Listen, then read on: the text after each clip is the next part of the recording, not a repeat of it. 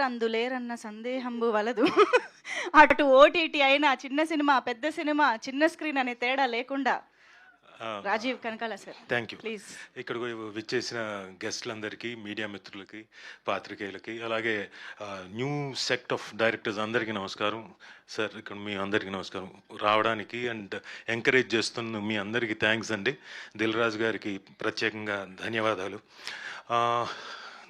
ధీరజ్ మొగిలినేని గారు ఈ సినిమాలో నాకు ఒక డిఫరెంట్ క్యారెక్టర్ చేయడానికి ఆయన కారకుడు అయ్యాడు. ముందు డైరెక్టర్ గారు ఒక కైండ్ ఆఫ్ చెప్పచ్చా చెప్పచ్చా పర్లేదు, ఓకే సర్లేండి. అది ప్రీ రిలీజ్ దాంట్లో చెప్తాను.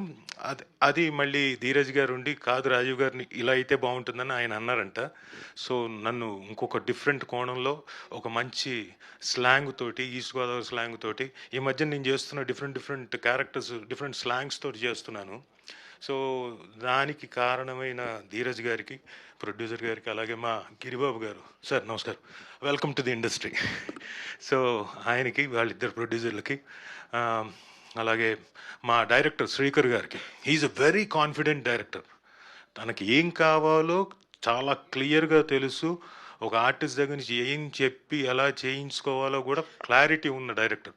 దానికి తోడు ఆయనకున్న టీం, ఆ కొండలరావు గారు, ఆయన నన్ను ఏపుకు తినేసాడు లొకేషన్లో. సార్ అది కాదు సార్, ఈ పదం ఇదే అన్నారు. నేనన్నా మీరేమైనా బాపు రమణ గారు వాళ్ళది ఏమైనా విన్నారా? పని చేయలేదు కదా, విన్నారా? వాళ్ళైతే ఇదే పదాలు అడుగుతారు, రాశారు కదా అని అంటే, ఫస్ట్ 1 డే 2 డేస్ మా ఇద్దరికి కుదరలేదు. ఆ కొండలరావు గారికి నాకు, ఈయనేంట్రా బాబు నన్ను ఏపుకు తింటున్నాడు అనుకున్నా. బట్ ఆ తర్వాత బాగా జెల్ అయ్యాం. సో కొండలరావు గారు మీకు డెఫినెట్గా చాలా బ్రైట్ ఫ్యూచర్ ఉంది. అప్పుడు మాత్రం ఆ బాండి, నూనె అవన్నీ కూడా మీరు పట్టుకెళ్ళండి వేయించడానికి ఆర్టిస్టులని. So but whatever it is, cinema తాలూకు క్వాలిటీ కోసమే కొండలరావు గారు అందరూ కష్టపడ్డారు. అలాగే డిఓపి గారు, సాయి గారు వాళ్ళు.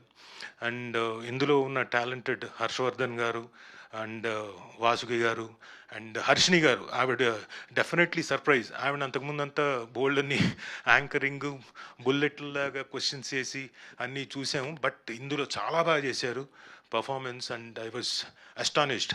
ఈ పదం వాడుతున్నాను, గుర్తుంచుకోండి, astonished. So you'll have a bright career in cinema ఇండస్ట్రీలో. Welcome to the cinema industry. And ఇక మా హీరో అయిన రోహన్ గారి గురించి చెప్పాలి.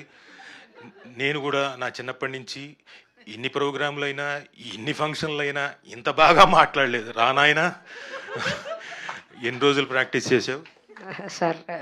ప్రాక్టీస్ ఏం లేదు సార్, మనసులో ఉన్నది బయటకు వచ్చేసింది. అంతే అంతే సార్. Very good. ఈయన కొన్ని చెప్పాడు కదా, నువ్వు ముందు నువ్వు వెళ్ళిపోగల. ఈయన చెప్పాడు కొన్ని. మా డైరెక్టర్ గారు నన్ను తీసుకెళ్ళి నీళ్ళలో నించోబెట్టాడు, పొద్దున్న నుంచి మధ్యాహ్నం వరకు నన్ను ఎండలో నించోబెట్టాడు, నల్లగా అయ్యేంత వరకు నాకు అన్ని కష్టాలు ఉన్నాయి. కానీ ఈయనకు మాత్రం లోపల ఒక ఆనందం ఉండేది. నాకు ఒక ఖుషిని ఇచ్చారు ఆయన.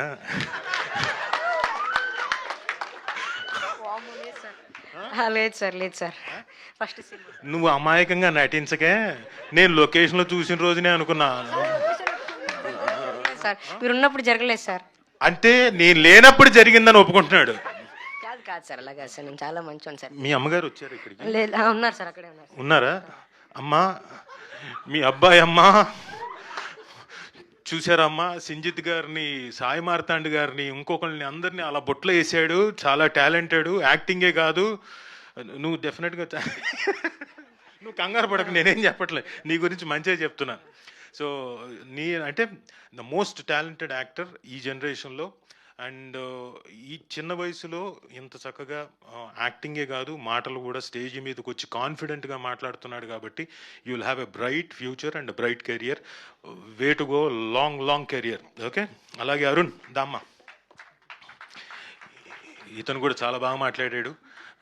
చాలా అమాయకంగా వచ్చి సినిమాకి సంబంధించిన చిన్న డీటెయిల్స్ అన్నీ తన మాటల్లో చక్కగా చెప్తూ వచ్చాడు. నీకేంటి ఇష్టం అంటే మామిడి పండ్లు ఇష్టం అన్నాడు. మామిడి తోట ఉంది కాబట్టి అందులో.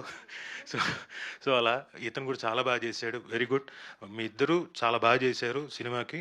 అండ్ మీకు చాలా మంచి పేరు వస్తుంది సమ్మర్ హాలిడేస్ ద్వారా.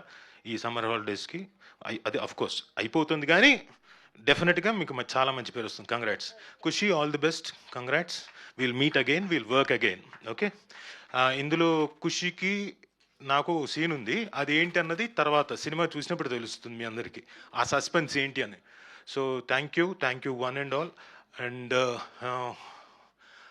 నేను ఈ సినిమాకి మళ్ళీ ఇంకొక ప్రత్యేకంగా ఒక వ్యక్తికి థ్యాంక్స్ చెప్పుకోవాలి.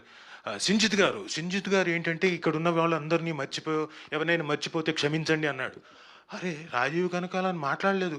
ఈయన నేను కలిసి ఇప్పుడు నేను చేస్తున్న సినిమాలు అన్నీ ఈయన మ్యూజిక్ చేస్తున్నాడు. రాజీవ్ గారు మీ సినిమాలు నేను చేస్తున్నాను మాత్రం అనలేదు. నేను మాత్రం సింజిత్ గారు అసలు అద్భుతం, మోత మోగిస్తాడు అంటే, మోత మోగించడం అంటే అద్భుతమైన మ్యూజిక్ చేస్తాడు అని చెప్పేసి మేమని ఫీల్ అవుతుంటే అసలు పేమెంట్ పడలేదు కదా సార్ మీ దగ్గర నుంచి? నా దగ్గర నుంచి పడలేదనా?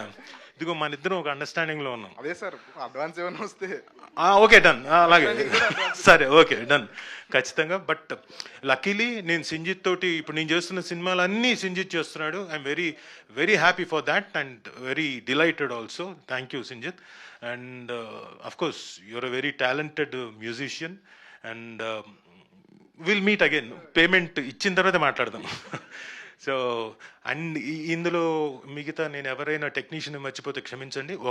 మాత్రం ఒక వ్యక్తికి నేను థ్యాంక్స్ చెప్పుకోవాలి. చౌదరి గారు, జీకే గోపి గారు ఎక్కడున్నారు ఆయన? ఊరికే చెయ్యన్న ఎత్తండి సార్. ఎక్కడున్నారు ఆయన? Sir thank you. అంటే అనుకున్న టైంలో ఫినిష్ చేయగలిగిన సత్తా ఉన్న అద్భుతమైన కో డైరెక్టర్ గారు అండ్ త్వరలోనే డైరెక్టర్ కూడా అవుతాడు ఆయన. Wonderful person. So thank you Gopi గారు. మా డేట్లన్నీ కూడా చాలా చక్కగా మేనేజ్ చేసి చక్కగా సజావుగా షూటింగ్ జరిగేలా చూసినందుకు thank you very much and thank you one and all. Thank you sir. Thank you so much sir. Manjusha గారికి కూడా థ్యాంక్ యూ. అమ్మో లేకపోతే చాలా ప్రాబ్లం అవుతుంది. మీ సమ్మర్ హాలిడేస్ మీరు చేసిన అల్లరి. సమ్మర్ హాలిడేస్ అంటే నాకు బాగా గుర్తుకొచ్చేది, మాకు సమ్మర్ కోచింగ్ క్యాంప్ మా ఇన్స్టిట్యూట్ ఉంది కాబట్టి మొత్తం అంతా దాదాపుగా ఒక 30-40 మంది 50 మంది పిల్లలతో పాటు ఆడుకోవడం. ఆ పిల్లల్ని ఏడిపించేవాడిని. కొంతమంది చిన్నపిల్లలు, నేను గ్యాంగ్స్టరు, నా పక్క నేను ఒక 4-5 వేసుకునేవాడిని. నేను చెప్పింది వినాలని వాళ్ళని ఏడిపించేవాడిని. సో చాలా ఏళ్ళు అలా గడిచింది. సో అది మా చక్కటి జ్ఞాపకాలు. సమ్మర్ హాలిడేస్ మా పక్కన మేము ఉండే ప్రాంగణానికి పక్కలో ఒక పెద్ద చింత చెట్టు, దాని మీదకి ఎక్కేవాళ్ళం కోతుల్లాగా. దాని మీదకి ఎక్కి ఆట ఆడుకునేవాళ్ళం. ఒకటా రెండా చెప్పాలే కానీ బోల్డ్ అల్లర్లు. మహానుభావుడిని. Thank you sir. Thank you very much Rajiv sir.